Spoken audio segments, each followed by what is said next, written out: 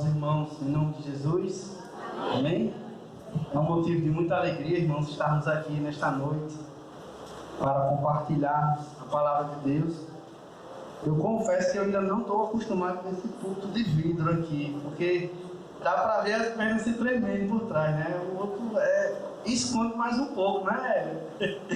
Mas é um motivo de muita alegria, mesmo, né? A gente fica meio temeroso porque a responsabilidade é grande. Até porque a gente vai falar de algo muito importante, de alguém muito importante, que é o nosso Senhor Jesus. Amém? E eu quero convidar você a abrir o seu coração nesta noite, neste momento. Não para ouvir o que eu tenho a dizer, mas para ouvir aquilo que Deus tem a dizer à sua vida. Aquilo que Deus tem a acrescentar para todos nós, através da sua palavra. Gostaria de convidar você a abrir a sua Bíblia em Mateus 5, um verso bem conhecido da Bíblia. Mateus 5, nós vamos ler do 1 ao 12. O início do Sermão do Monte, as bem-aventuranças. Esse é um texto bem conhecido. Os irmãos encontraram? Amém? Vamos estar lendo a palavra de Deus. Você pode estar acompanhando aí. Eu vou estar lendo. Ele diz assim: vendo Jesus a multidão, subiu ao monte e assentou-se. Aproximaram-se dele os seus discípulos, e ele começou a ensiná-los, dizendo: bem-aventurados os pobres de espírito, pois dele é o reino dos céus. Bem-aventurados que choram, pois serão consolados. Bem-aventurados os humildes, pois herdarão a terra. Bem-aventurados os que têm fome e sede de justiça, pois serão fartos. Bem-aventurados os misericordiosos, pois alcançarão misericórdia. Bem-aventurados os puros de coração, pois verão a Deus. Bem-aventurados os pacificadores, pois serão chamados filhos de Deus. Bem-aventurados que sofrem perseguição por causa da justiça, pois deles é o reino dos céus. Bem-aventurados sois vós quando vos injuriarem e perseguirem e mentindo disserem todo mal contra vós por minha causa. Regozijai-vos e alegrai-vos, porque grande é a vossa recompensa nos céus, pois assim perseguiram os profetas que viveram antes de vós. Amém? Eu queria recitar junto com a igreja o verso 12. Vamos dizer todos juntos? Vamos lá?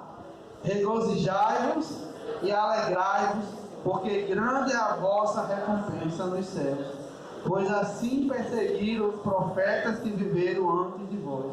Foi um bom ensaio, né? Mas vamos falar bem forte todos juntos? Regozijai-vos e alegrai-vos, porque grande é a vossa recompensa nos céus. Assim perseguiram os profetas que viveram antes de vós. Amém? Vamos orar? Amado Deus, nós estamos aqui, Senhor, diante da Tua palavra. E o nosso pedido, Senhor, é que o Teu Santo Espírito fale aos nossos corações, Senhor. Traga a verdade, Senhor, que precisamos para esta noite, Deus. Revele, ó Deus, a cada coração aquilo que o Senhor sabe que precisam ouvir, Deus. Eu te agradeço, Senhor, porque a Tua palavra já fez grande diferença na minha vida, Pai. E eu peço que o Senhor, nesta noite, me use, ó Deus, como um vaso em Tuas mãos, Pai, para estar falando aqui a Tua igreja nesta noite, Pai. É em nome de Jesus que nós te oramos. Amém. Amém? Esse é um texto belíssimo, irmãos. Eu confesso que eu gosto muito desse trecho das bem-aventuranças, né? E nós estamos aqui diante de um grande sermão pregado pelo nosso Senhor Jesus, né?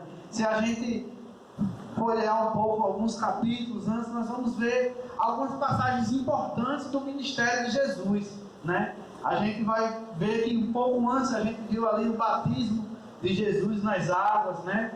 Logo depois aquela cena lá da tentação de Jesus, e também ali a convocação de Jesus com seus discípulos, né? E assim Jesus iniciou o seu ministério aqui na terra, pregando o Evangelho. E interessante que diante de tantas palavras que Jesus pregou para aquelas pessoas, a gente pode sintetizar a mensagem de Jesus em arrependam-se. Jesus estava fazendo a pregação do arrependimento, de que o homem precisava se arrepender de que o homem precisava olhar para si mesmo e ver os seus erros, as suas fragilidades, a sua vida pecaminosa e se arrepender dos seus pecados.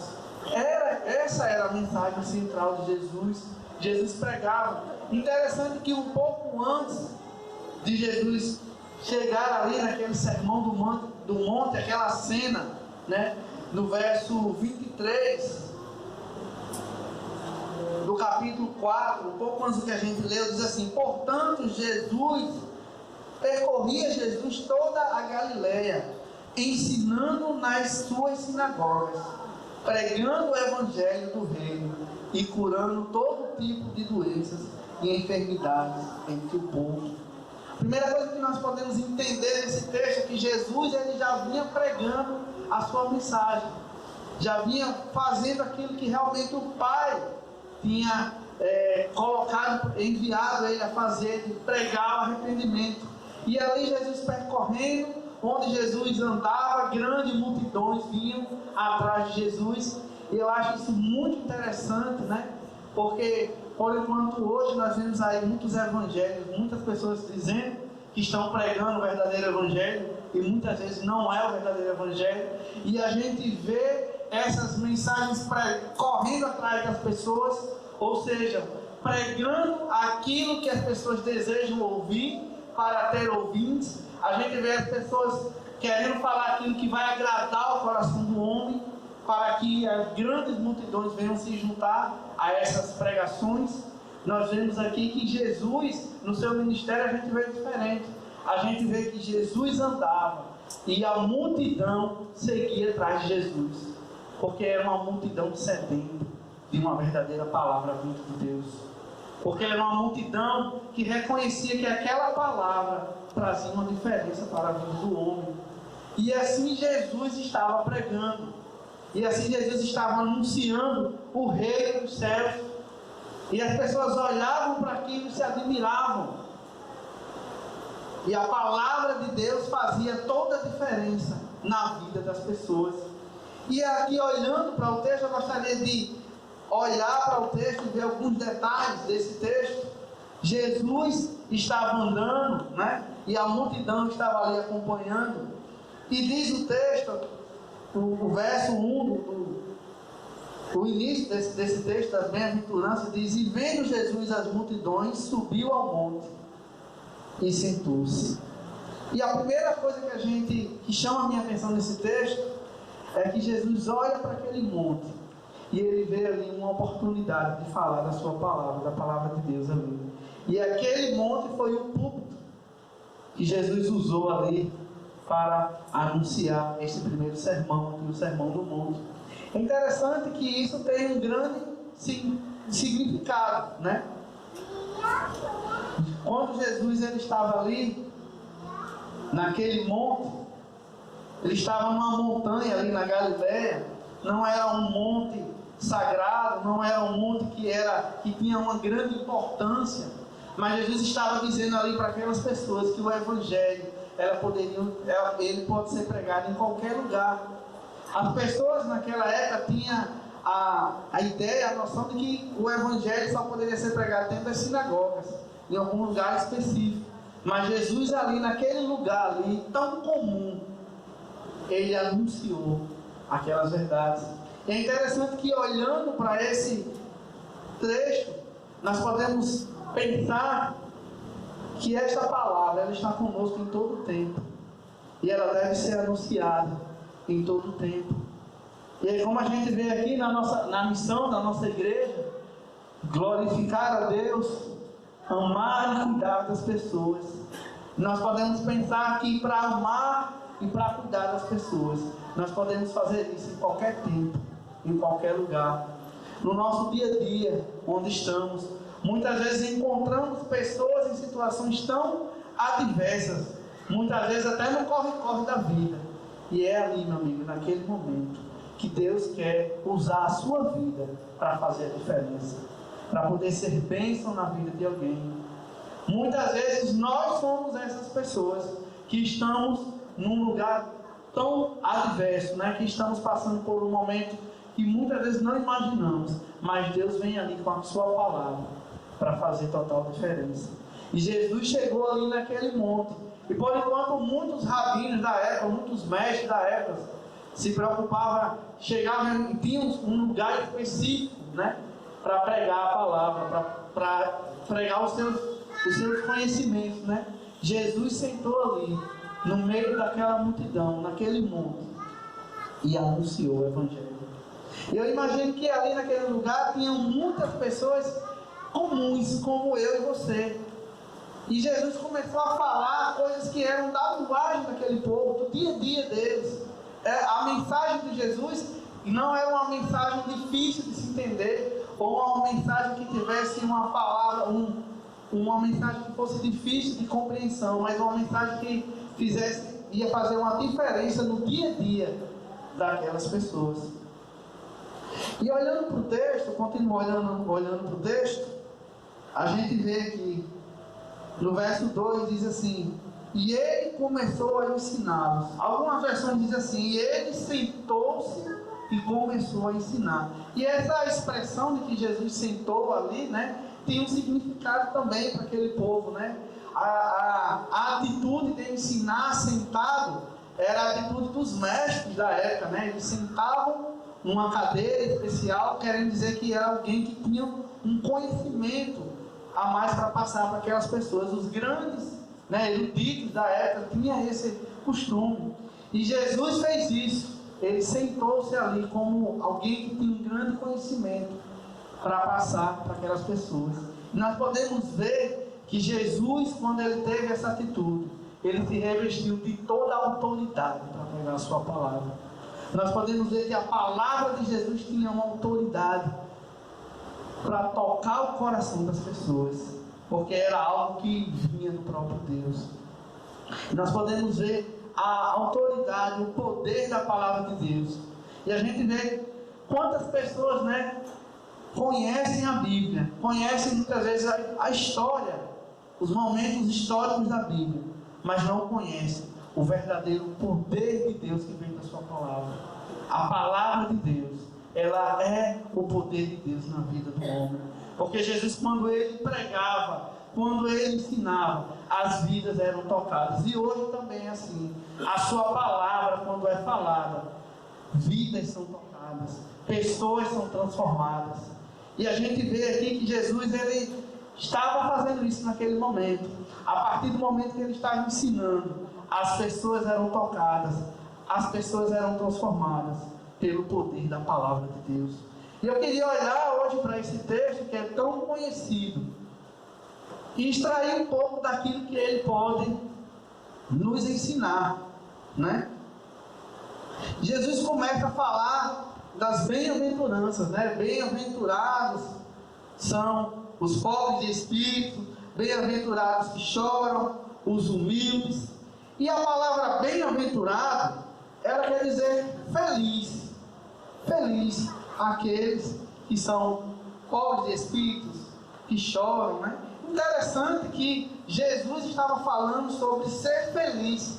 E eu comecei a pensar que a felicidade é uma busca do homem em todas as épocas, né? Naquela época tão antiga, esse já era talvez um assunto falado pelas pessoas. Como ser feliz? Hoje as pessoas buscam a felicidade de várias maneiras. Hoje a sociedade, a mídia, ela tem vários caminhos da felicidade para as pessoas se satisfazerem, serem felizes. E Jesus estava falando disso. E essa palavra, bem-aventurado, feliz, ela vem de uma palavra grega que é makarios, que significa isso, feliz. Mas é interessante que quando a gente começa a perceber que Jesus realmente quis dizer o que essa palavra significava para aquela época, não é simplesmente dizer a palavra feliz, ou um momento de felicidade, ou algo que te faça sorrir por algum momento. Mas a palavra makarios é como se fosse uma exclamação, em que Jesus dissesse: ó, como é feliz aquele homem. Como se Jesus estivesse falando de alguém, um exemplo de alguém que tivesse uma tão grande felicidade. É interessante que um comentarista fala que naquela época tinha um conto, né, que existia uma ilha que era chamada a Ilha de Macários, e era um conto, uma história, né, que falava que essa ilha era um local tão bom de se estar, que para se sentir bem naquela ilha não precisava você levar nada, apenas você chegar lá e naquele lugar tudo que existia naquela ilha era coisas que podia te trazer a satisfação maior de toda a vida. Tudo que existia ali já era o suficiente para a total felicidade. Então, quando Jesus falou Macários, bem-aventurado, Jesus estava falando de uma felicidade que aquelas pessoas não conheciam. Jesus estava falando de algo que não foi ainda encontrado, talvez, por aquelas pessoas, mas somente por aqueles que tiveram um verdadeiro encontro, uma verdadeira experiência com Cristo. Jesus estava falando de uma felicidade que ia além das circunstâncias ou além de realizações. É interessante que hoje, se você talvez falar sobre realizações de felicidade, as pessoas podem falar de algo que elas estão almejando ou de algo que elas estão sentindo. Mas a felicidade que Jesus estava falando era uma felicidade que ela vinha independente das circunstâncias, independente daquilo que você pode fazer ou alcançar. E interessante que muitas vezes nós lemos, né, as bem-aventuranças e achamos que Jesus estava falando como uma receita para ser feliz. Se você fizer assim, você vai ser feliz. Se você fizer assim, você vai ser feliz. Mas Jesus, ele não estava falando daquilo que você poderia ser, mas Jesus estava falando daquele que era verdadeiramente feliz por ter tido um encontro real com Ele, por ter conhecido a sua palavra, por ter tido uma verdadeira experiência com Deus. Amém? Você é feliz por estar aqui nessa noite? Amém? Essa felicidade é algo que ninguém pode roubar, é algo que nada pode tirar. É interessante que eu estava vendo uma mensagem do pastor Russell Shedd, e ele, nesse texto ele disse que as bem-aventuranças é como se fosse o DNA do crente, né, do verdadeiro cristão. Ele estava dizendo que Jesus estava ali relatando aquilo que realmente estava saindo, aquilo que realmente a transformação que o verdadeiro evangelho faz no cristão, o verdadeiro servo de Deus. E Jesus começa a falar aqui dessas bem-aventuranças. E uma outra coisa que a gente pode ver nessa mensagem de Jesus é que os princípios de Deus, os princípios que Jesus estava falando aqui, ela vai totalmente em contraste com os princípios do mundo, com os princípios que as pessoas talvez quisessem viver. Ele diz: bem-aventurado os pobres de espírito. Como é que uma pessoa pobre pode ser feliz? Como é que uma pessoa que chora, ela pode ser feliz? Ele diz que bem-aventurados são os que choram, bem-aventurados são os humildes. Eu imagino que talvez muitas pessoas ali não estavam entendendo, porque o padrão que Jesus estava falando ali era diferente daquilo que as pessoas conheciam. Mas quando Jesus estava falando isso, era porque ele estava falando de uma felicidade, de uma vida que estava além do que os homens poderiam imaginar, além do que a mente humana poderia raciocinar. E quando a gente começa a decifrar cada bem-aventurança dessa, a gente começa a entender aquilo que verdadeiramente Jesus estava querendo dizer. E ele começa falando aqui, ó: bem-aventurado os pobres de espírito, porque deles são o reino dos céus. Talvez você possa entender a palavra pobre como alguém que não tem dinheiro, como alguém que não tem bens. Mas quando Jesus estava falando dos pobres de espírito, ele estava falando daqueles que olham para si e veem em si os seus pecados, e veem em si os seus erros, e veem em si os seus limites diante de um Deus que é tão grande e tão poderoso. O pobre de espírito é aquele que reconhece a sua mazela pecaminosa, a sua natureza que é má, que é distante de Deus. E a palavra de Deus diz que esses pobres de espírito, eles são bem-aventurados, porque deles é o reino dos céus. Ele estava dizendo: bem-aventurados aqueles que reconhecem os seus erros e se arrependem, aqueles que reconhecem que não são nada diante de Deus. Tem muita pessoa soberba por aí, muita gente que acha que merece que Deus dê a ele o melhor. Olha, Deus me criou, então eu sou bom, eu sou uma pessoa que faço boas obras, sou uma pessoa que tenho muitos amigos, faço caridade, então eu sou uma pessoa que vou ser salvo. Mas Deus diz, Jesus diz para aquelas pessoas que bem-aventurados, que felizes são aqueles que reconhecem o seu pecado, que reconhecem a sua natureza humana.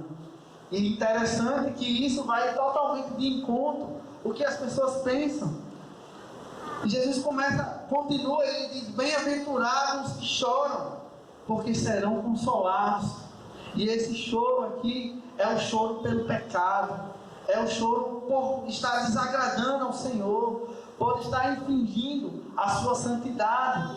Muitas pessoas estão aí pecando e não estão dando conta do que estão fazendo. Muitas pessoas estão caindo nos seus erros e não estão nem aí porque estão ferindo a santidade de Deus. Mas essa é uma característica daquele que foi selado pelo Senhor, transformado pela sua palavra. Não tem como você ser um verdadeiro cristão e não sentir tristeza pelo seu pecado, pelo seu erro, não sentir vontade de mudar, não sentir vontade de querer acertar da próxima vez, porque a obra do próprio Espírito Santo faz isso com você, conosco. E Jesus, ele estava falando isso, e ele diz: bem-aventurados e humildes, porque herdarão a terra. Bem-aventurados os misericordiosos, pois alcançarão misericórdias. Aqueles que são misericordiosos, aqueles que sentem a dor do outro, aquele que está prestes a ajudar, que está prestes a estender a mão. E aí, amados, entra para nós uma responsabilidade de termos misericórdias por aqueles que ainda não conhecem o Senhor, de fazer discípulos, de anunciar a palavra de Deus, de falar daquilo que Deus fez em nossas vidas. E é interessante que a cada bem-aventurança dessa, nós podemos ver que é a obra de Deus em nossas vidas. Jesus, ele estava aqui traçando um perfil do verdadeiro servo, daquele que teve uma verdadeira experiência de Deus, com Deus. Ele não estava falando apenas uma receita para a felicidade, mas ele estava falando daquele que verdadeiramente conhece o Senhor, que teve uma verdadeira mudança de vida. Muitas pessoas procuram a felicidade naquilo que ela pode fazer. Muitas pessoas procuram a felicidade naquilo que ela pode ter. Talvez você seja alguém que se considere bem-sucedido e talvez nas suas conquistas você possa ver aí que você tentar encontrar a sua felicidade. Muitas pessoas tentam encontrar a felicidade nas suas conquistas. Muitas pessoas, diante do fracasso da vida, acham que não são felizes por isso, porque talvez achasse que tivesse que conquistar algo ou ter algo na sua vida para poder ser feliz, né?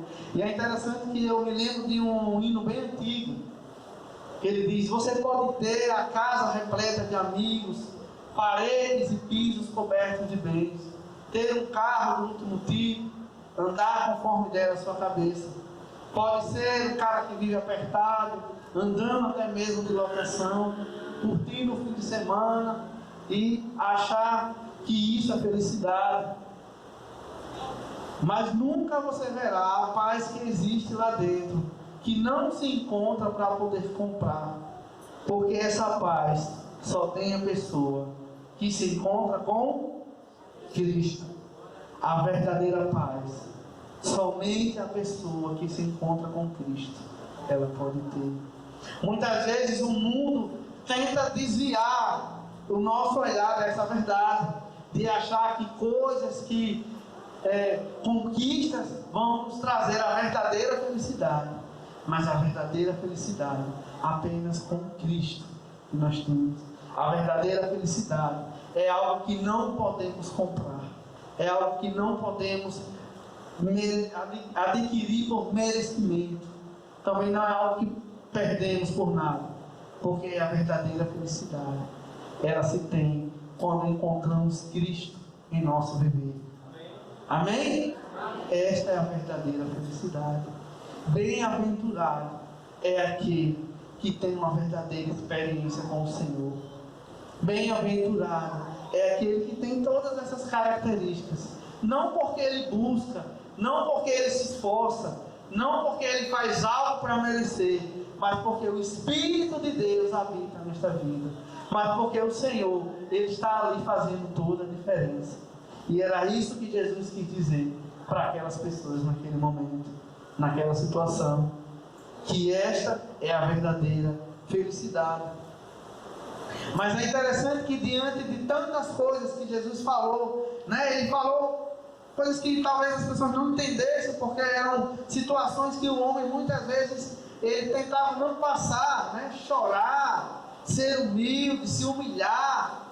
Mas no verso 12 ele diz: regozijai-vos e alegrai-vos, porque grande é a vossa recompensa nos céus. A sua recompensa maior, meu querido, não está aqui nesta terra. A sua recompensa maior, a nossa recompensa maior, não está nas mãos de homens, mas está nas mãos daquele que nos comprou. Está na mão daquele que nos tirou das trevas e nos trouxe para a sua maravilhosa luz. Amém? E Jesus, mais na frente, ele diz que o verdadeiro tesouro não está guardado aqui na terra, mas o verdadeiro tesouro é aquele que está guardado lá no céu. Aonde temos guardado o nosso tesouro? Será que você tem esperado realmente a sua recompensa que vem do Senhor? Este sim é o verdadeiro, feliz, bem-aventurado, aquele que reconhece a sua fragilidade, que reconhece quem Ele é e reconhece o Deus poderoso que existe lá no céu e o tem como Senhor da sua vida. Amém? Não sei se existe alguém aqui neste lugar que ainda não fez essa decisão diante do Senhor, de tê-lo como o Senhor da sua vida, de recebê-lo como o Senhor. Mas se tem, se não tem ainda, se você ainda não fez isso, saiba que a verdadeira felicidade está encontrada na pessoa do Senhor Jesus Cristo, em Ele ser o Senhor da sua vida, em Ele ser o Deus que guia a sua vida. E é interessante que eu me lembrei, o pastor Eliab, ele sempre tinha o costume de contar algumas histórias. Eu lembrei de uma das histórias bem antigas do pastor, falando sobre o Senhor ser o nosso guia, o nosso Deus, Contou uma história de um homem que era um grande marabalista e que ele andava lá por aquela corda lá em cima, e ele andava com um carrinho de mão, E um homem, ele disse lá, olha, realmente esse marabalista aí é muito bom, viu? Ele andava nessa corda com um carro de mão. E uma pessoa disse: você realmente acredita que ele é muito bom? Ele disse: sim, acredito. Esse cara é infalível. Ele disse: então faça o seguinte, entra lá dentro do carrinho dele, vai lá para cima com ele. Aí, meu amigo, as pernas tremeu. Mas sabe, irmãos, muitas vezes não queremos entrar dentro do carrinho quando o Senhor é o marabalista da vida, quando o Senhor está nos guiando por cordas que são tão difíceis de andar e tão altas. Muitas vezes temos medo de cair, Mas se o Senhor é o guia, Ele nos dá a vitória no final. Amém. Amém? E ser feliz. Eu sei que aqui nós temos muitas pessoas, muitos bem-aventurados, que acreditam no Senhor, que confiam no Senhor.